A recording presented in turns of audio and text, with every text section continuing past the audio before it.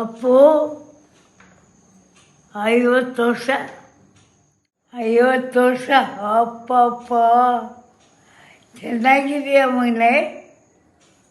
ಹಾಂ, ನೀನು ಮಗು ಅಂದ್ಕೊಂಡಿದ್ದೀನಿ ನಾನು. ಭೂಮಿಗೆ ಬಂದ ಭಗವಂತ. ಆಗ ಫಾರಿನರ್ಸ್ ಎಲ್ಲ ಬಂದು ತುಂಬ್ಕೊಂಬಿಟ್ರು. ಆ ಫೋಟೋಗಳು ತಗೊಂಡ್ರು, ಕಾಲು ನಮಸ್ಕಾರ ಮಾಡಿಕೊಂಡ್ರು. ಮೇಲೆ ಅವನಲ್ಲಪ್ಪ ಯಾರಿದ್ದಾರಪ್ಪ ಇದು ಸೇರಿ ಎಲ್ಲ ಗಾಡ್ ಅಂದ್ಕೊಂಡು ನಮಸ್ಕಾರ ಮಾಡಲಿ ಅವನಿಗೆ. ಫೋಟೋ ತಗೊಂಡು ಎಷ್ಟು ತೆಗೆದ್ರು ಅಪ್ಪ. ಶೂಟಿಂಗೇ ಮಾಡಲಿಲ್ಲ ಅವತ್ತು.